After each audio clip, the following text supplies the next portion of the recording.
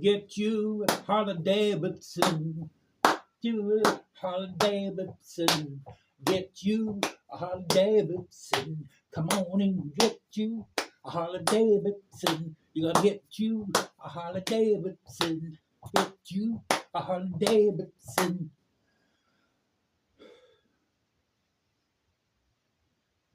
Get you a Harley Davidson, son. I ordered 100 chrome spots. In case you don't know what those are, I'll show you what they are.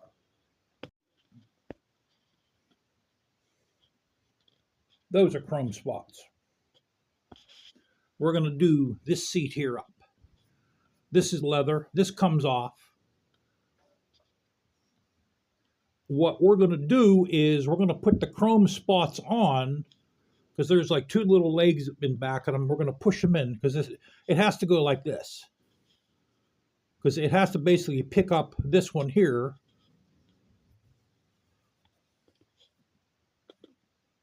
So we're going to push them in. That way, even if they come off, the holes will still be there. And then once I get the material off, we'll push the two little legs in. Then we'll put this back on. I might even see how this is a little. I might even glue this down too. Get you a Harley Davidson. You know how much Harley Davidson wants for one of those chrome spots? $2.95. That's what they want for it. They're brass and they're chrome plated. The ones I'm buying them from Amazon. They're stainless steel and they're chrome plated. And I think it's like $17.98 for 100 of them. Also, Tandy Leather has them too. When I used to do leather work, I used to buy all my stuff off of Tandy Leather. The Tandy Leather that was near me here, they went out of business. There was one right up the road here. They went out of business. Then there was another one out in Greensburg. That's like 30 miles away. I used to go there, and they went out of business. So now you have to order online. So I should get them in. I might be able to do the seat up on my off days. We're going to take that leather off. First, what we'll do is, because I have to make both sides symmetric. I can't mess this up, guys. Because this is a Heritage Softail, man. I can't mess it up. So we'll put them on with the seat assembled. Then I'll take the seat off. If any fall off, it ain't going to matter, because the holes will be there, and the holes will be there, and I'll know where they go. I took off the piece of leather. Yeah, I removed this because I want to see what the difference is with the passenger seat on. With the passenger seat off, I sit farther back, and I think there's more stress and strain on my hands. So, but you could take a look at how this thing's made. There's like felt in the back of here. And it says what it's supposed to go on.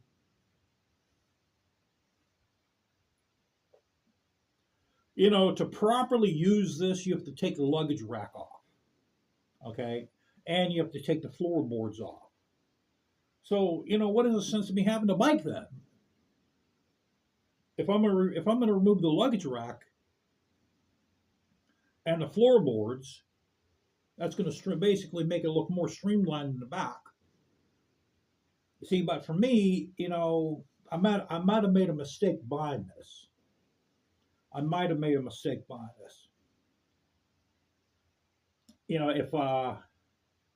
If I do put this back on, I'm not taking the luggage rack off. I'm going to leave it on. But I have to see what's better for my hands, guys. I have to see if it's better. I think it's going to be better with the passenger seat on. Like I told you guys, it doesn't pay, man. It does not pay to change anything, guys. I'm going to take the bike to work tomorrow night. Thursday or Friday, I'm going to make a ride. I'm giving up McKnight Road, guys. Okay? I'm giving it up. Sayonara. I'm going to go in my old neighborhood. I got to show you guys where I used to live at. So what we're going to do is from here, we're going to make a ride from here to my old neighborhood because I have not been on that street since we moved from 1982. I have not been on it. My parents made a better deal by moving up here in the suburbs because this house is worth more money. The house that we used to live at in the city, we used to live in the city of Pittsburgh, that house devaluated because the neighborhood went downhill. But I'm not going to show you guys a school I went to because the school is in a bad area. I can't go up there. I can't go up the street on this bike. Odds on they'll take it from me. That's how bad the area is where this school I used to go to. But I'm going to pass by the street that the school's on, and I'll show you guys where I got face slammed by a high school senior. I'll show you where he went like this. He was running up behind me. I felt his hand behind my head, and next thing I knew, my face was hit concrete on the sidewalk. I must have put my hands down because it chipped my two front teeth. I think it really it chipped a good part off the one, and then the other one it chipped it, and I had to get caps. So I must have put my hands down. Otherwise, the damage to my face would have been a lot more. And my parents sent me back like I think it was like 3 weeks, maybe even 4 weeks later. They sent me back. Oh, you have to go back. You don't send a kid back to a school that happened to him or her. They're traumatized. You don't send a child back to a place like that something like that happened to them. As a result, my grades went from B's to D's and E's because I was terrified. I was completely terrified of the school. Because I was what maybe 9, 10 years old when that happened. I'm thinking to myself, well, what are they going to do to me next? They're going to kill me next. That's how little kids think. That's how I thought. And I understand back then. My father man was struggling. They were always struggling. But you have to do what you have to do for your kids. If you have to sell your house to pay for their education, that's what you do. Okay? That's what you have to be prepared to do if you bring a life into the world, if you bring children into the world. See, this is why God never allowed me to have kids. Okay? Everybody thinks that I don't like children. No one knows except me and my wife and God how badly I wanted a little child because I knew I know how to raise a child. You have to raise them with confidence. You have to bolster their confidence. You do whatever you have to do for it. Number one, you don't hit them, and number two, you bolster their confidence. My parents were good men, but I truly believe that they just had children because their friends were having children. That's what a lot of women. That's what they do when they're when their friends are pregnant and they're having kids. They're pressured to have kids too. But that's why I don't have children, guys, because I think I would have been a damn good father. I would have known how to raise a child. If it isn't a matter of you want to give the child what you never had. No, you don't do that. Okay, you don't try to make them what you wanted to be. That's where a lot of parents make a mistake. What you have to do is, number one, you don't ever hit them. And number two, you bolster their confidence. And you can bolster a child's confidence basically by doing things with them. It could be, like maybe you're changing oil in your car and you have a son, or even maybe a daughter. Sometimes women like doing that, and you just have them stand by you and you show them how you change oil in a car, or have them wash the car with you. Or you do stuff around the house, you have them do it with you. Or if they have a project like a school project, you do it with them. And you do that all throughout their life. That's how you bolster their confidence. But back to so that's what I'm going to do. I'm going to take a ride in my old neighborhood. So we'll take off from here. Um, we'll go down Butler Street. Then we'll go past Highland Park, which connects to Nigley Avenue. I used to live off of Nigley Avenue. And we'll take Nigley Avenue past where my school was. My school was on Black Street and Colombo. Black Street is where I got face slammed down to the sidewalk. Then I used to live off a Rippey Place. I'll show you. I'll go up that street. That neighborhood's still okay. It's going downhill, but it's still okay. I'll show you where my old house used to be. Then we'll take Nigley Avenue all the way down to where Main Street in Bloomfield starts. Bloomfield is like Little Italy. And we'll go down Little Italy, and we'll take 40th Street over the 40th Street Bridge to Millvale and back up here. No, excuse me, guys. I just ate.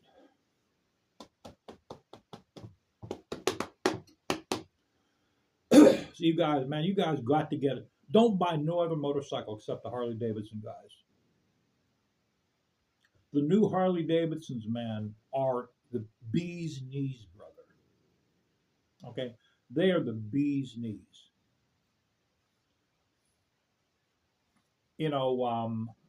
This motorcycle has O2 sensors on it. It has a computer on it. This has sequential fuel injection.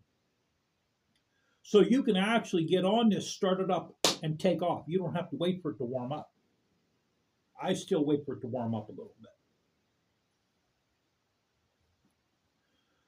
But these new Harley Davidsons, they're not like the old ones where you got to wait for them to warm up. You can actually start this boy up, and you can take off on it. By the way, I feel a lot better, guys. Man, 2 nights ago, I wake up at 10 o'clock to go to work. Okay, so I'm sitting on the side of the bed. You know how it is when you're drunk, how the room spins a little bit. That's how it was for me. And I'm like, oh my God, what the heck is going on? It wasn't spinning bad, but it was like. So I said, you know what? Hold on a minute. Let me sit here a little bit. Maybe it'll stop, and stopped. But I was still a little dizzy. And then even at work, I almost lost my balance one time. I almost fell at work. And I hate calling off at the last minute. But if I was worse last night, I would have had to call off. But I woke up, I was feeling fine. My throat's still scratchy a little bit. And I think what I got is I think I had COVID-19. I think that's what I had, man. I think I got it off that SOB. And a doctor, this older guy came in. He was probably my age, And so he came in, he had a mask on, and he sounded like he was sick. And I bet you I got it off of him. But I feel pretty good now. I want to also thank everybody for well wishing me. And I'm going to try not to talk about politics anymore, guys. Every one of you has the right to choose who you want. I'm not telling no one to vote for because I don't vote. Okay, I like a monarchy system.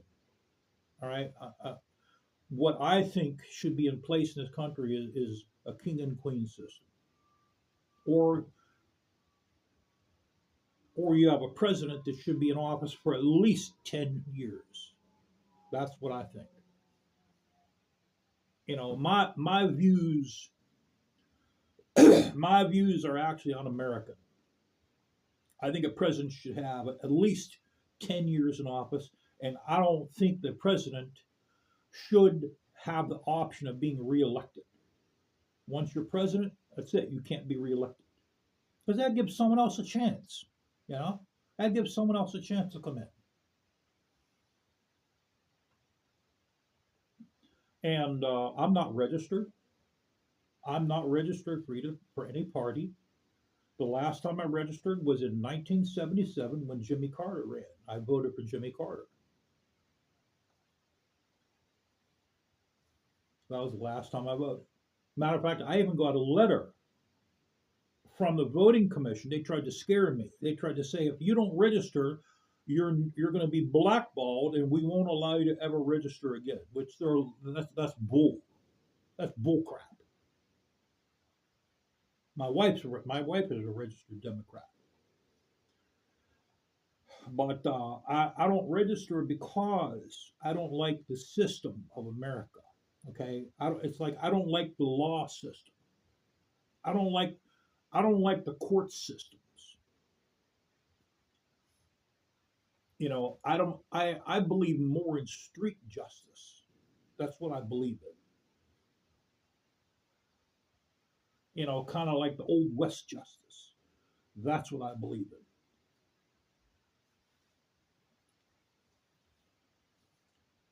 What else about this bike here? Yeah, I'm not changing nothing on the bike. I'm sorry I bought this thing here. I should have never bought it.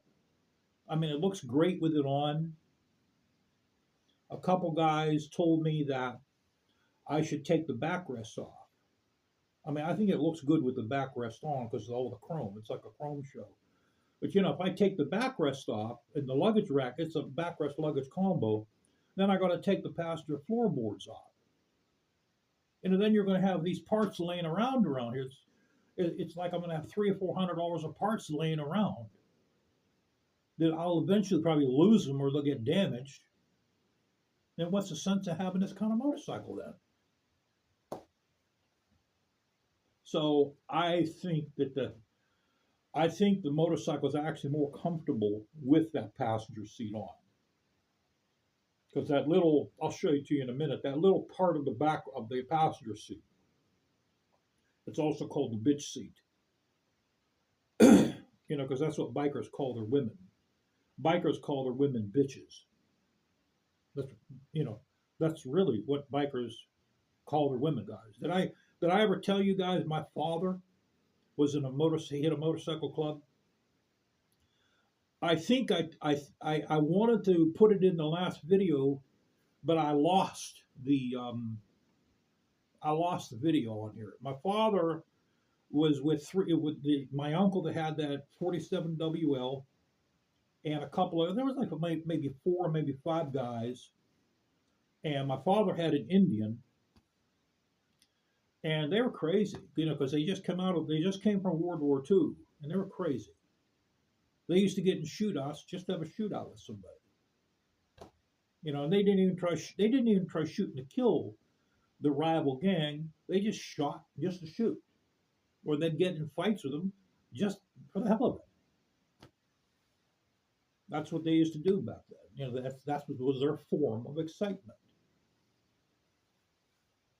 And then one day he told me he was going around a turn. He had an Indian racer where he was sitting, the handlebars were like real wide. He's sitting real low, so he's going around a turn, and he took the turn too wide, and the car hit his elbow. The mirror of the car hit his elbow, and I guess it scared him, or maybe he assumed that as a warning, a bad luck warning, and he got rid of the bike, and he never rode since.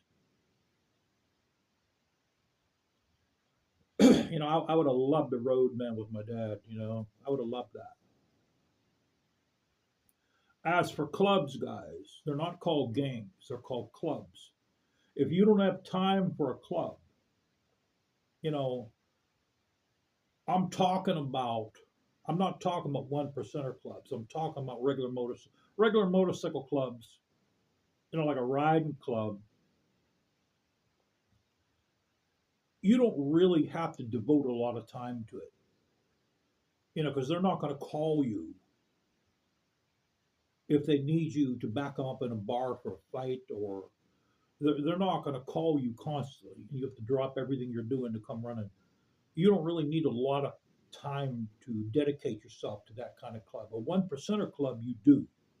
They have to come first. Okay? A one percenter club has to come before your family, because they some of the guys might get in trouble and they'll call you, and you have to drop what you're doing and go running. Or a lot of times, what they'll do is one of their brothers might be in prison, and they'll want to make a ride by the prison, and they'll write them ahead of time. They'll say, "We're going to be passing by on this day around this time," and as long as he hears the bikes, that gives him support.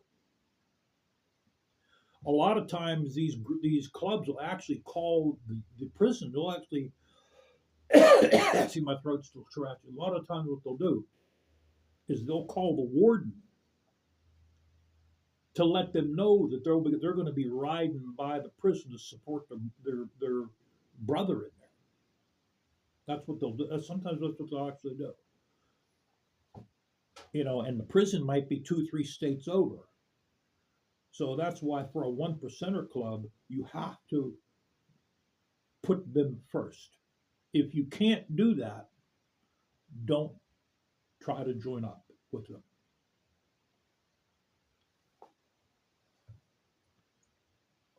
You know, and it also means that you're devoting your life to that club. So you might wind up getting arrested. You might do time for them. Now, my father's club, the one guy did get thrown in prison for murder, and he died. He died in prison.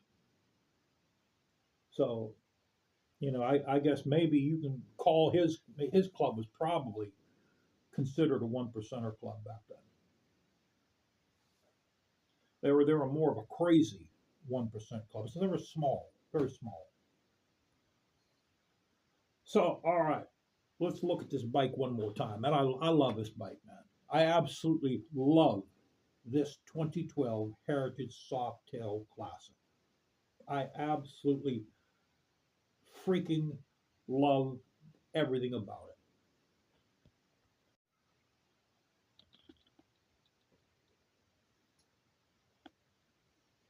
Just look at that nostalgic look, guys.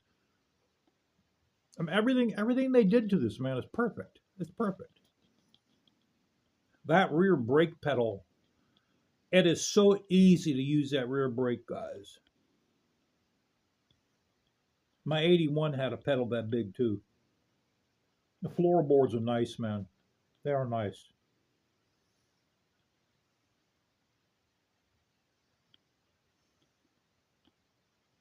So when we put the spots on this, they're going to start down here. There's a certain design that they have. I have to see if I can mimic it, but it'll go something like this, and then it goes to the other side. Yeah, each one of these, if you buy these off of Harley Davidson, they're $298 a piece. Isn't that crazy? Just look how many there is. Look how many there is. You can see here that these are off a little bit. They're not.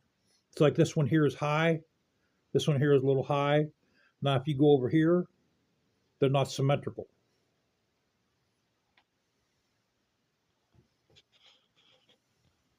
Now on my 81, The tail lens, I didn't have a tail lens that said 80 for 80 cubic inch, and the front one on the front fender was the same thing. I didn't have a light on the front fender. It just said 80. It had the similar design of that Hickey on the front, but it read 80 on it.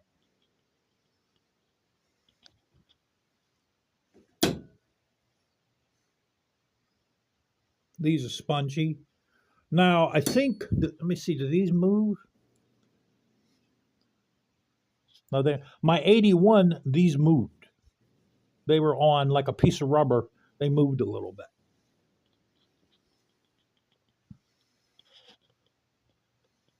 I'm glad I got the 6-speed. And my 81 was a shovel head.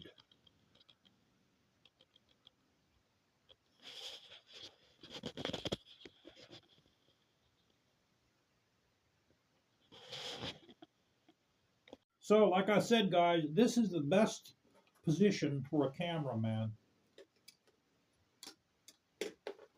This is the best position right here. And the microphones on the inside of the helmet, it doesn't pick up the engine sound too. It is really hard. If you're thinking of doing that, if you're thinking of starting a motovlog on your bike, it is hard to get the sound just right. It is really tough. My best advice to you is to get a good microphone. Okay? If you get a cheap mic, it's going to pick up the engine sound, but it's not going to pick up your voice. Then you might buy another mic, might be like a $30 mic, a good mic. It's going to pick up your voice, but not the engine sound. You know, it is really tough to get that right combination. I probably went through 4 microphones. This one I have in there now, it's not bad. It's pretty good. It's like the GoPro 9. I think that that'll pick up the engine sound, but it won't pick up what I'm saying. And I have that microphone inside the helmet, okay? And you guys can't understand a word I'm saying because it's picking up engine sound. You know, next year once the winter's over, I'll put the GoPro 9 on that helmet, and we'll do that. You know, and that's what it does. It's like a really tough balancing act to get that sound just right. You know, so I would rather have my voice than the engine sound. So yeah, it's crazy, guys. It's absolutely crazy. Man, I got a lot of parts I got to sell. I have a Mother Rhodes solo seat. It's a leather alligator seat. I got to show you guys this seat. It's a little dirty. This is leather. This has an alligator pattern on it. And this is a Mother Rhodes. Okay, I don't know if you can just barely see the name in the back of this piece of metal here. I paid $189 for this guy here.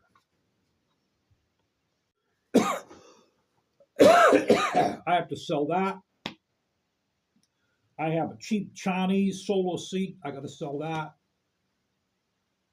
I have like an in-between black leather solo seat. These are all for the chopper. So I have 3 solo seats. I gotta try to sell them. I have that twin that twin spike air filter, and I have a single one, and I think I have another single one in here. So I think I got 2 single ones. I gotta sell those. I still have the original camshaft from the big dog, the 565 camshaft. That I think I'll hold on that. I'll sit on that a little bit. Um, I have the paint saber for the gas tank. I'm going to sit on that. You guys seen I have the rear brake rotor. I'm going to sit on that. The two sets of mirrors, the coffin one, and I have the one of the skull one. I have to sell. I'm selling both of those, and I have a rear fender for the big dog. I was going to paint it. I never got around to painting it. I have that rear fender for for a 300 millimeter tire. That I have to put that in the bag. You know, maybe I could sell that in the future. That's going to be hard. That's going to be hard to sell because that's one of those items. Like if you try to ship it, it's going to cost you an arm and a leg to ship it, and no one around here is going to want that.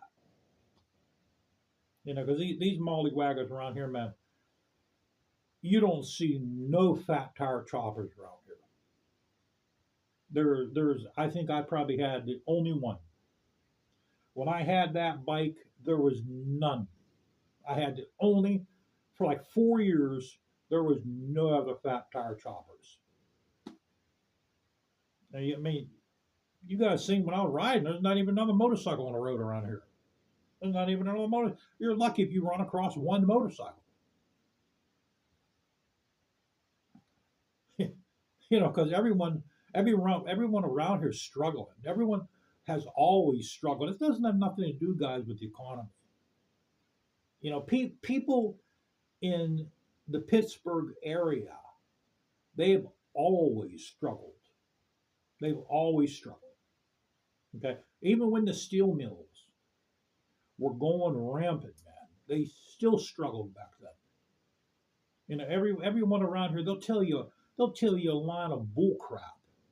Oh, when the steel mills were running, the place was really jumping. Everyone had money. That's bull crap. That's blow crap, bro. That's nothing but a bunch of blow smack. They are always struggling around here because people around here, man, they're tightwads, they're chintzy, they're El Cheapos, and that's because people around here are very ethnic. There's this is like a melting pot around Western Pennsylvania. Everyone around here, their folks were immigrants. They came from the old country. They came over here for the coal mines. They worked in the coal mines, or they worked in the factories, or they worked in the mills. You know, so there was a lot of blue collar people settled around here because there's nothing but blue collar jobs, nothing but slave work,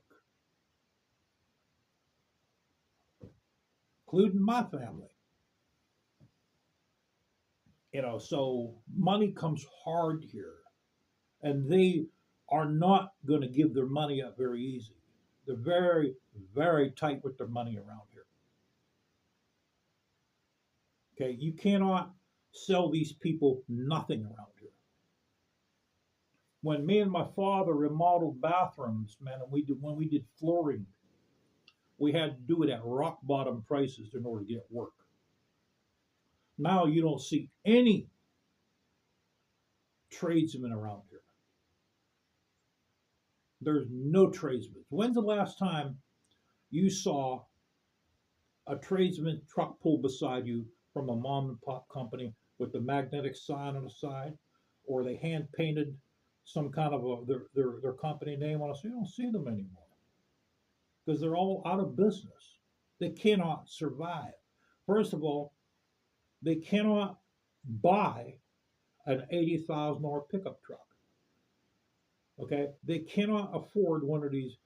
Oh my God, guys, they're so big, I can't believe it. They cannot afford one of them great big four-door pickup trucks. Costs $80,000, 70, 80,000 and up. I can't afford that. Even a van, you try to buy a van's the same. The van's $60,000, $70,000.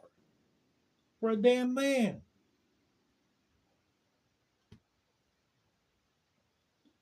So they're out of business.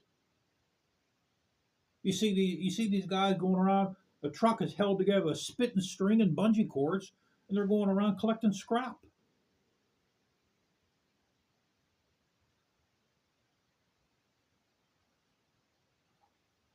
There's one guy on YouTube. I'm going to get political here for a little bit.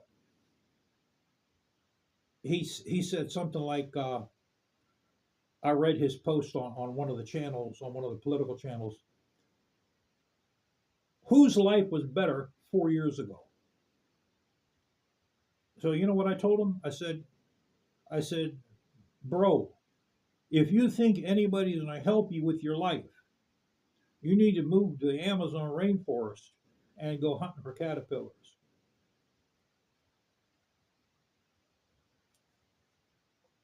And that's what I'm going to say to you people out there. If you think any politician is going to help you, you're stupider than I am. And you need to wake up to life. Because it ain't going to happen. If it would have happened, it would have happened already. Okay? If it would have happened, it would have already happened.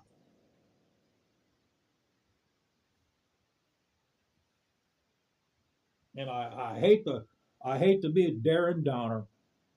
I hate to pop your cherry. I hate to rain on your parade, bro. But y'all are way off. You're back on a bad horse, man. You're way off. You're wrong again. Way the times are. It's like with all these kids taking over these intersections and doing the drifting. You got to remember back in the 1960s when the hippies took streets over, they took cities over. The Lovins, they did the same thing back then, brother. They did the same thing back then. Remember Kent University? They did the same. I don't want to hear it. Oh, these kids today, they're a lot worse. No, they did the same thing back in the 60s. Okay? And you heard all these people, they wanted to kill the hippies. And they Kent State, they did kill some of them. You heard all these people, oh, these hippies got to go. Oh, we got to send them all to Vietnam. We got to kill them off somehow. They did the same thing back in the 60s. And, once these hippies grew up and they had families, they matured up, all that stopped. And the same thing's going to happen with the drifting. Once those kids grow up and have families, that's going to all stop. So you're wrong again, bro.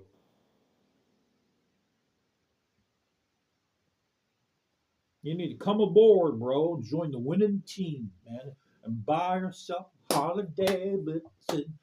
Buy a Harley Davidson. Gotta buy Harley Davidson.